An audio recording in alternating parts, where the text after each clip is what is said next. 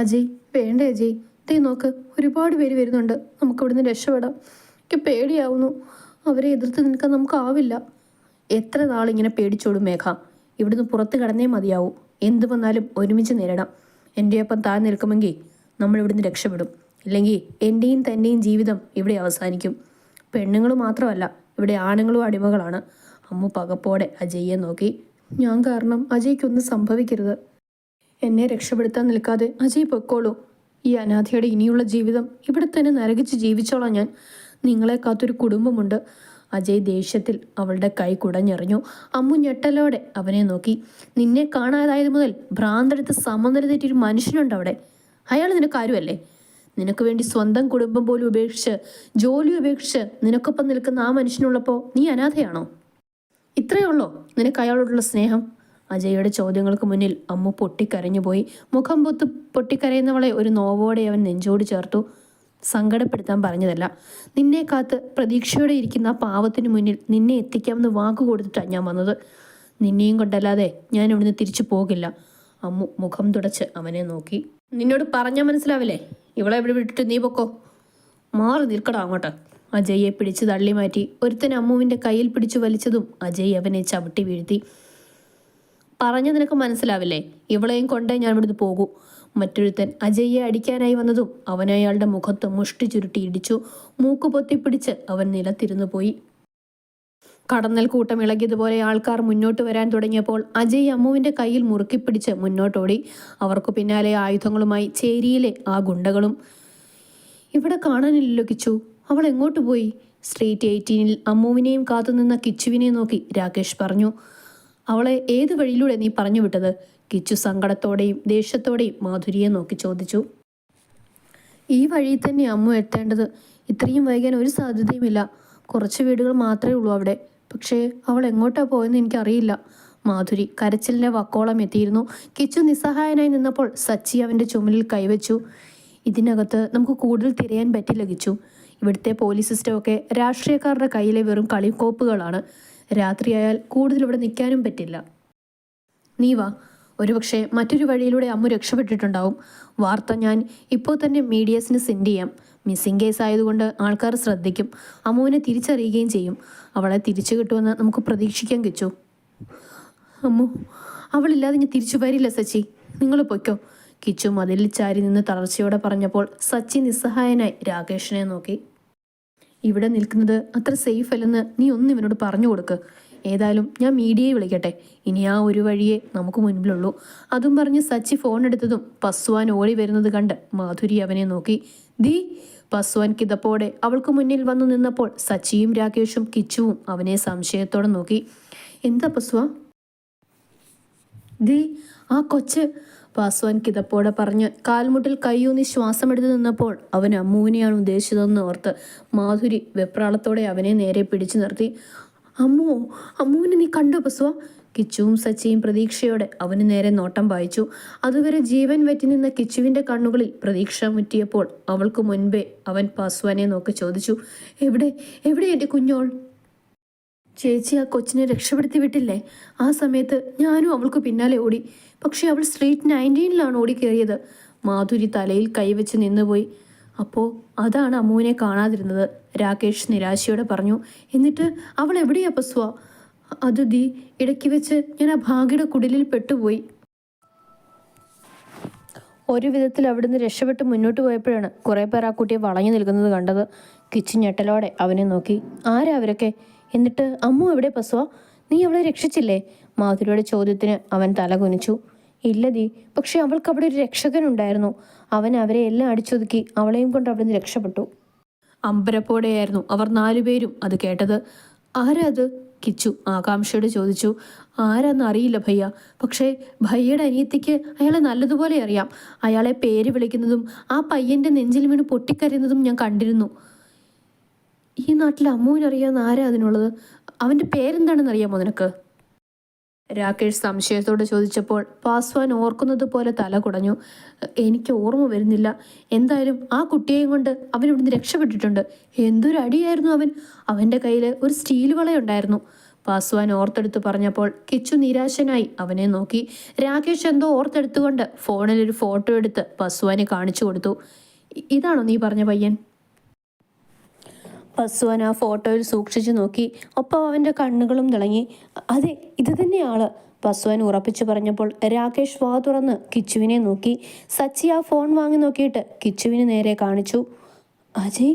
കിച്ചു അത്ഭുതത്തോടെ നോക്കി. ആ പേര് തന്നെയാ ആ കൊച്ചു വിളിച്ചത്. പസ്വാൻ ആവേശത്തോടെ പറഞ്ഞപ്പോൾ കലങ്ങി മറിഞ്ഞ കിച്ചുവിൻ്റെ മനസ്സൊന്ന് തണുത്തിരുന്നു. നിനക്ക് ആളൊന്നും മാറിപ്പോയിട്ടില്ലല്ലോ അല്ലേ? ഇവനെയാണോ അവന്മാരെയൊക്കെ അടിച്ചിട്ടത്? രാകേഷ് വിശ്വാസം വരാത്തതുപോലെ ചോദിച്ചപ്പോൾ പാസ്വാൻ അവനെ നോക്കി കണ്ണുരുട്ടി. എനിക്ക് കാഴ്ചയ്ക്ക് പ്രശ്നമൊന്നുമില്ല സാർ, ഈ പയ്യൻ തന്നെയാ അത്. എന്നാലും അജയ്, നീ ഇത്രയ്ക്ക് വളർന്ന് മല്ലനായി പോയത് ഞാൻ അറിഞ്ഞില്ലല്ലോടാ. രാകേഷ് കവിളിൽ കൈവച്ച് നിന്ന് പറഞ്ഞപ്പോൾ മാധുരി അവനെ സംശയത്തോടെ നോക്കി. ഇവൻ പറയുന്ന ആള് എൻ്റെ അനിയനാ. രാകേഷ് അവളുടെ സംശയം തീർത്തു കൊടുത്തപ്പോൾ മാധുരി നെഞ്ചിൽ കൈവച്ച് ശ്വാസം വിട്ടു. കിച്ചു, ഇപ്പം നിനക്ക് സമാധാനമായല്ലോ? ഇനി ഇവിടെ നിൽക്കണ്ട, വാ, അജയ് അവളെയും കൊണ്ട് വരും. ഇവിടെ നിന്നൊക്കെ പുറത്ത് കിടക്കാൻ അവൻ നിഷ്പ്രയാസം സാധിക്കും. വാ കിച്ചു. രാകേഷ് ഒരു വിധത്തിൽ കിച്ചുവിനെയും കൂട്ടി അവിടുന്ന് മടങ്ങുമ്പോൾ പാസ്വാൻ കണ്ണീരോടെ മാധുരിയെ നോക്കി നിൽക്കുന്നുണ്ടായിരുന്നു. എവിടെയെങ്കിലും പോയി രക്ഷപ്പെടുത്തി എന്നെ ഇടയ്ക്ക് ഓർത്താൽ മതി. അവൻ അവളുടെ കൈകൾ കൂട്ടിപ്പിടിച്ചുകൊണ്ട് കണ്ണു നിറച്ച് പറഞ്ഞപ്പോൾ അവളുടെ കണ്ണുകളും നിറഞ്ഞുപോയി. നീ ഇവിടെ തന്നെ നിൽക്കാൻ തീരുമാനിച്ചോ? ആരോരും ഇല്ലാത്ത എനിക്ക് ഇവിടെയല്ലാതെ പിന്നെ എവിടെയതി ഒരു ജീവിതം? എന്തു പണിയെടുത്തും എനിക്ക് ജീവിക്കാൻ പറ്റും. രക്ഷപ്പെടാനൊരു വഴിയാണ് കിട്ടിയത്. ഇനി ഇവിടെ നിൽക്കാതെ ഇവർക്കൊപ്പം പൊക്കോതി. പാസ്വാൻ കണ്ണു തുടച്ച് അവളെ നോക്കി പറഞ്ഞു. മാധുരി പിന്തിരിഞ്ഞ് നടക്കാൻ ഒരുങ്ങിയപ്പോഴാണ് സച്ചി അവൻ്റെ അടുത്തേക്ക് വന്നത്. നിനക്ക് ആഹാരമൊക്കെ പാകം ചെയ്യാൻ അറിയാമോ? അറിയാം സാറേ. തുണി അലക്കാനും വീടും പരിസരവും വൃത്തിയാക്കാനും ഒക്കെ അറിയാമോ? എല്ലാ പണിയും അറിയാം. എന്നാൽ എൻ്റെ കൂടെ പോരെ, എനിക്ക് സഹായത്തിന് ഒരാളെ തപ്പിക്കൊണ്ടിരിക്കുകയായിരുന്നു ഞാൻ. പാസ്വാൻ വിശ്വസിക്കാനാകാതെ അവനെ നോക്കി നിന്നു. കണ്ണു മിഴിച്ച് നിൽക്കാതെ വാടാ എൻ്റെ കൂടെ. സച്ചി അവൻ്റെ കഴുത്തിൽ കൈയിട്ടുകൊണ്ട് മുന്നോട്ട് നടന്നപ്പോൾ മാധുരി ഒരു ചെറു പുഞ്ചിരിയോടെ മുന്നോട്ട് നടന്നു. തങ്ങൾക്ക് ഈ നരകത്തിൽ നിന്നും രക്ഷപ്പെടാൻ ഒരു കച്ചിത്തുരുമ്പിട്ട് നൽകിയ അമ്മുവിനോട് അവന് തീർത്താൽ തീരാത്ത കടപ്പാട് തോന്നി. ഒരു വശത്ത് രണ്ടുപേർക്ക് പുതുജീവിതം നൽകിക്കൊണ്ട് അമ്മു അവളുടെ ജീവിതത്തെ സങ്കീർണതകളിലേക്ക് വഴിതിരിച്ചു വിടുകയായിരുന്നു. അജയ്, എനിക്കിനി ഓടാൻ വയ്യ. തൊണ്ട പൊട്ടി ദാഹിക്കുന്നു. ഒരു മതിലിനരികിൽ നിലത്തിരുന്നു കൊണ്ട് അമ്മു കിതപ്പോടെ പറഞ്ഞപ്പോൾ അജയ് നിസ്സഹായനായി അവളെ നോക്കി. അവരുടെ ആളുകൾ പിന്നാലെ തന്നെയുണ്ട്. ഇവിടുന്ന് എങ്ങനെയെങ്കിലും രക്ഷപ്പെടണം. ആദ്യം ഞാൻ ഏട്ടനെ വിളിച്ച് കാര്യം പറയാം. ഇയാൾ എൻ്റെ കൂടെ ഉണ്ടെന്ന് അവർ അറിഞ്ഞാൽ അത്രയും സമാധാനം കാണുമല്ലോ. അജയ് അതും പറഞ്ഞുകൊണ്ട് ഫോണെടുത്ത് രാകേഷിൻ്റെ നമ്പർ ടൈപ്പ് ചെയ്തു. കിച്ചു, അജയ്. രാകേഷ് ഫോണെടുത്ത് കിച്ചുവിനെ കാണിച്ചിട്ട് വേഗത്തിൽ അറ്റൻഡ് ചെയ്തു. ഏട്ടാ, മേഘ എൻ്റെ ഒപ്പം ഉണ്ട്. നിങ്ങളാരും പേടിക്കണ്ട. സുരക്ഷിതമായിട്ട് ഞാൻ അവളെ തിരികെ എത്തിക്കും. ഇതെൻ്റെ വാക്കാ. കൂടുതൽ ഇപ്പോൾ സംസാരിക്കാൻ സാധിക്കില്ല. ഇവിടെ ആകെ അപകടമാണ് ചുറ്റിലും. ശരി ഏട്ടാ. ആരുടെയോ കാൽപെരുമാറ്റം കേട്ടപ്പോൾ അജയ് ഫോൺ കട്ട് ചെയ്തു. കിച്ചു ആശ്വാസത്തോടെ രാകേഷിനെ നോക്കി. അവന് ഈ മുംബൈ സിറ്റിയിലെ ഓരോ ഊടുവഴികളും അറിയാൻ കിച്ചു. അമ്മുവിനെയും കൊണ്ടേ അവൻ തിരികെ എത്തു. നീ സമാധാനപ്പെട്. സച്ചിയുടെ വീട്ടിൽ പസ്വാനും സച്ചിയും ഇറങ്ങിയപ്പോൾ രാകേഷ് മാധുരിയെ നോക്കി. കിച്ചു, ഈ കുട്ടിയെ എവിടെയാക്കും? നേരെ ഇത്രയും ഇരുട്ടിയില്ലേ? അപ്പോഴാണ് കിച്ചു അത് ഓർക്കുന്നത് തന്നെ. എന്നെ റെയിൽവേ സ്റ്റേഷനിൽ ഇറക്കിയാൽ മതി. അവിടുത്തെ കംഫർട്ട് സ്റ്റേഷനിൽ ഞാൻ ഇരുന്നോളാം. മാധുരി പറഞ്ഞപ്പോൾ കിച്ചുവിന് അമ്മുവിനെ ഓർമ്മ വന്നു. അതൊന്നും ശരിയാവില്ല. തന്നെ ഒറ്റയ്ക്ക് ഇറക്കി വിട്ടിട്ട് സമാധാനത്തോടെ ഞങ്ങൾക്ക് പോകാൻ കഴിയില്ല. തൽക്കാലം ഒരു കാര്യം ചെയ്യിച്ചു. ഈ കുട്ടിയെ ഫ്ലാറ്റിലേക്ക് കൊണ്ടുപോയിക്കോ. ഒരു പോലീസ് ഉദ്യോഗസ്ഥൻ്റെ ഫ്ലാറ്റിനേക്കാളും സുരക്ഷ വേറൊരിടത്തും കിട്ടില്ലല്ലോ. മാധുരി കിച്ചുവിനെ ഞെട്ടലോടെ നോക്കി. പോലീസോ? അപ്പോൾ അമ്മുവിൻ്റെ ഏട്ടനും പോലീസായിരുന്നോ? പോലീസാണ്, രഹസ്യ പോലീസ്. രാകേഷ് ഒരു ചിരിയോടെ പറഞ്ഞപ്പോൾ കിച്ചു അവളെ നോക്കി കണ്ണു ചിമ്മി. ഇയാൾക്ക് എൻ്റെ ഫ്ലാറ്റിൽ നിൽക്കാൻ പേടിയുണ്ടോ? മാധുരി പുച്ഛത്തോടെ അവനെ നോക്കി. 3 വർഷം ആ കോളനിയിൽ പെട്ടുപോയതിനേക്കാൾ വലിയ പേടി ഇനി എനിക്കുണ്ടോ സാർ? എന്നെ ആ നരകത്തിൽ നിന്ന് രക്ഷിച്ച ദൈവമാണ് നിങ്ങൾ. അങ്ങനെയുള്ള എനിക്ക് എന്തിനാ പേടി? അമ്മുവിനെ ജീവന തുല്യം സ്നേഹിക്കുന്ന നിങ്ങൾക്ക് മറ്റൊരു പെണ്ണിനെയും വേദനിപ്പിക്കാനാവില്ല. കിച്ചു ഒന്ന് പുഞ്ചിരിക്കുക മാത്രം ചെയ്തു. വേഗം കയറും മേഘ. ചാക്കുകെട്ടുകൾ നിറച്ചൊരു ലോറിയിൽ അമ്മുവിനെ വലിച്ചു കയറ്റി അജയ് പുറത്തേക്ക് നോക്കി. അവരെ അന്വേഷിച്ചു വന്ന ആൾക്കാർ അവരെ കാണാതെ നിരാശയിൽ തിരിച്ചു പോകുന്നതും നോക്കി അജയ് ആശ്വാസത്തോടെ നെഞ്ചിൽ കൈവച്ചു. ചാക്കുകെട്ടിൽ തളർന്നു കിടക്കുന്ന അമ്മുവിനെ കണ്ട് അവന് അലിവ് തോന്നി. പോകാൻ തയ്യാറായി കിടക്കുന്ന ലോറിയായിരുന്നു അത്. തൽക്കാലം ഇവിടെ തന്നെ ഇരിക്കാം. ഈ ലോറി സ്ട്രീറ്റിൽ നിന്നും പുറത്തു പോകുന്നതാണ്. ഇവിടുന്ന് പുറത്തു കിടക്കാൻ ഇനി ഇതേ ഒരു വഴിയുള്ളൂ. താൻ ഒന്ന് ക്ഷമിക്ക്, നമുക്ക് പുറത്ത് കിടക്കാം. അമ്മുവിനെ നോക്കി പറഞ്ഞുകൊണ്ട് അവൻ നിവർന്നു കിടന്നുകൊണ്ട് അവളെ നോക്കി. അവളുടെ മുഖമാകെ കരുവാളിച്ചു പോയിരുന്നു. ചുണ്ടുകൾ വിറയ്ക്കുന്നുണ്ട്. നമ്മളെ ഇപ്പം കണ്ട ഒളിച്ചോടി വന്നവരെ പോലെയുണ്ട്. ഏതോ കല്യാണ പന്തലിൽ നിന്നും നിന്നെ ഇറക്കി കൊണ്ടുവന്നതുപോലെ. അജയ് മലർന്നു കിടന്നുകൊണ്ട് ചിരിയോടെ പറഞ്ഞപ്പോൾ അമ്മുവിൻ്റെ കയ്യിലൊരു നുള്ളു കൊടുത്തു. മനുഷ്യനിവിടെ ചാവാൻ കിടക്കുമ്പോഴോ ഓഞ്ഞ കോമഡി. പെണ്ണിൻ്റെ നാക്കിന് ജീവൻ വെച്ചല്ലോ. ഞാൻ വന്നില്ലായിരുന്നെങ്കിൽ അപ്പോൾ കാണായിരുന്നു, അവൻ ചെറുക്കോടെ പറഞ്ഞപ്പോൾ അവളുടെ മുഖം മങ്ങി. അജയ് ചരിഞ്ഞു കിടന്നുകൊണ്ട് അവളുടെ മുഖം പിടിച്ചുയർത്തി. ഏയ്, വിഷമിക്കാൻ വേണ്ടി പറഞ്ഞതല്ലടോ. താൻ ഇങ്ങനെ ഉരുളയ്ക്ക് ഉപ്പേരി പോലെ മറുപടി പറയുന്നത് തന്നെയാണ് എനിക്കിഷ്ടം. കുറച്ച് സമയം കൂടി കഴിഞ്ഞാൽ നമ്മൾ ഉറപ്പായി ഇവിടുന്ന് രക്ഷപ്പെടും. അമ്മു പ്രതീക്ഷയോടെ അവനെ നോക്കി. ലോറിയിൽ ഡ്രൈവർ കയറി വണ്ടി സ്റ്റാർട്ടാക്കിയതും അമ്മു ഭയത്തോടെ അജയെ നോക്കി. ഇയാൾ വണ്ടി എവിടെയെങ്കിലും നിർത്തുമ്പോൾ വേഗം ചാടി ഇറങ്ങണം കേട്ടോ. ഇയാൾ അവരുടെ ആളാണെങ്കിൽ അത് നമുക്ക് അപകടമാകും. അമ്മു തലയാട്ടി അവനെ നോക്കി. കുറച്ചു സമയം മുന്നോട്ട് വണ്ടി പോയപ്പോൾ തന്നെ ക്ഷീണം കൊണ്ട് രണ്ടാളും ഉറങ്ങിപ്പോയിരുന്നു. സൂര്യപ്രകാശം കണ്ണുകളിൽ പതിച്ചപ്പോഴാണ് അജയ് കണ്ണു തുറന്നത്. കണ്ണു ചുളിച്ച് അവൻ പതുക്കെ തുറന്നപ്പോൾ നേരം പുലർന്നിരുന്നു. അജയ് മൂരി നിവർത്തി എഴുന്നേറ്റപ്പോൾ അമ്മു അവനെ നോക്കി ദഹിപ്പിക്കുകയും ചെയ്തിരുന്നു. നല്ലയാളാ, ആന കുത്തിയപ്പോലും എണ്ണിക്കരുത്. ഞാൻ എത്ര നേരമായി വിളിക്കുന്നു, അമ്മു പറഞ്ഞപ്പോഴാണ് അവൻ ചുറ്റിലും നോക്കിയത്. ലോറി ഒരു സ്ഥലത്ത് നിർത്തിയിട്ടിരിക്കുകയായിരുന്നു. അജയ് ആദ്യം ലോറിയിൽ നിന്നിറങ്ങി. പിന്നാലെ അമ്മുവിനെയും പിടിച്ചിറക്കി. ഒരു ധാബയ്ക്ക് മുന്നിലാണ് ലോറി നിർത്തിയിരുന്നത്. അയാൾ ഭക്ഷണം കഴിക്കാനായിരിക്കും വണ്ടി നിർത്തിയതെന്ന് അവൻ ഉറപ്പിച്ചു. കഴിക്കാനുള്ള സമയമൊക്കെ ആയോ അതിന്? അജയ് അതും പറഞ്ഞ് ഫോൺ എടുത്തു നോക്കി. അവൻ കണ്ണു തള്ളി ഫോണിലും അമ്മുവിനെയും നോക്കി. 9 മണിയോ? ഏതാണോ ഈ സ്ഥലം? അജയ് ഫോൺ തിരികെ പോക്കറ്റിലിട്ടുകൊണ്ട് ചുറ്റിലും നോക്കി. നാഷണൽ ഹൈവേ പോലെയായിരുന്നു ആ റോഡ്. ഇരുവശത്തും ധാബകളല്ലാതെ മറ്റൊന്നും കാണാൻ സാധിക്കുന്നില്ല. സ്ഥലം ഏതാണെന്ന് പോലും അറിയില്ലടോ. ഒരു ബോർഡ് പോലും ഇല്ല. താൻ വാ, നമുക്ക് എന്തെങ്കിലും കഴിക്കാം. അജയ് അവളെയും കുട്ടി ധാബയിലേക്ക് നടന്നു. ഭായ് ഭായ്, ഏ കോൺസെ ജഹായേ? അജയ് അവിടെ നിന്നൊരാളോട് ചോദിച്ചു. നന്ദിഗ്രാം, അയാൾ അതും പറഞ്ഞ് അകത്ത് കയറിപ്പോയപ്പോൾ അജയ് ഒരു നിമിഷം ആലോചിച്ചിരുന്നു. പിന്നെ കണ്ണുമിഴിച്ച് അമ്മുവിനെ നോക്കി. അവൻ്റെ നിൽപ്പും ഭാവവും കണ്ട് അമ്മു അവൻ്റെ അടുത്തേക്ക് വന്നു. എന്തു പറ്റി? ഇത് ഏതാ സ്ഥലം? അബദ്ധം പറ്റിയടോ, നമ്മളിപ്പോൾ നന്ദിഗ്രാമത്തിലാ. മുംബൈയിൽ നിന്ന് ഒരുപാട് ദൂരെയായോ? ഒരുപാട് ദൂരെയാ. എടി പൊട്ടി, നമ്മളിപ്പോൾ ഗുജറാത്തിലെത്തിയെന്ന്. അമ്മു അവനെ പകച്ചു നോക്കി നിന്നു. അമ്മു തലയിൽ കൈവച്ച് നിന്നുപോയി. അവൾക്ക് സങ്കടവും കരച്ചിലും വരുന്നുണ്ടായിരുന്നു. ഏയ്, താൻ വിഷമിക്കണ്ട. ഗുജറാത്ത് മുംബൈയിൽ നിന്നും ഒരുപാട് ദൂരെയൊന്നുമല്ല. മാത്രമല്ല, നമ്മളിപ്പോൾ നിൽക്കുന്ന സ്ഥലം മഹാരാഷ്ട്രയും ഗുജറാത്തിലും ഇടയ്ക്കുള്ള സ്ഥലമാണ് എന്നാണ് എൻ്റെ അറിവ്. ഭക്ഷണമൊക്കെ കഴിച്ച് നമുക്ക് തിരിച്ചു പോകാടോ, അവനതും പറഞ്ഞപ്പോൾ അമ്മുവിൻ്റെ മുഖമൊന്ന് തെളിഞ്ഞു. മുഖവും വായയും വൃത്തിയായി കഴുകി രണ്ടുപേരും കഴിക്കാൻ വന്നിരുന്നു. അമ്മു അവിടെ നോക്കുകയായിരുന്നു. ഇതെന്താ, ഇവിടെ കഴിക്കാൻ കസേരയൊന്നുമില്ലേ? ചെറിയ കട്ടിലാണല്ലോ ഇട്ടേക്കുന്നത്. ഇവിടെ ഇങ്ങനെയൊക്കെയാടോ, ഇങ്ങനെ ചമ്മരം മടക്കി ഇരുന്ന് കഴിക്കണം. അവൻ കട്ടിലിൽ കയറിയിരുന്ന് കാണിച്ചുകൊണ്ട് പറഞ്ഞപ്പോൾ അമ്മു പാവാട വലിച്ചു പോക്കി കട്ടിലിൽ കയറിയിരുന്നു.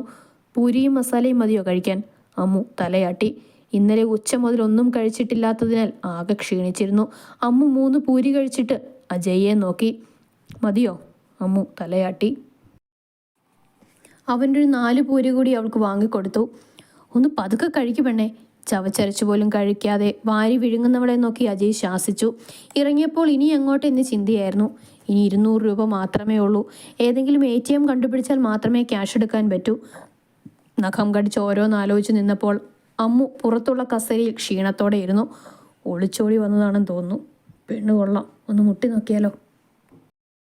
തൊട്ടപ്പുറത്തായി നിന്ന് 2 ലോറി ഡ്രൈവർമാർ അമ്മുവിനെ നോക്കി പരസ്പരം പറഞ്ഞത് കേട്ട് അജയ് അവന്മാരെ തുറച്ചു നോക്കി. അജയ് കൈകെട്ടി നടന്നുകൊണ്ട് അവർക്ക് മുന്നിൽ ചെന്ന് നിന്നു. അവന്മാരൊന്ന് പതറിക്കൊണ്ട് അവനെ നോക്കി. വളയം പിടിക്കുന്നവരുടെ വില കളയല്ലേ ചേട്ടന്മാരെ. നിങ്ങളെപ്പോലുള്ള ഓരോ ഞരമ്പന്മാർ കാരണമാണ് പെൺപിള്ളേർക്കെല്ലാം ആണുങ്ങളെ പേടിക്കേണ്ടി വരുന്നത്. ഒരു സ്ത്രീയാണ് നിങ്ങൾക്ക് ജന്മം നൽകിയതെന്ന് ഓർത്താൽ മതി.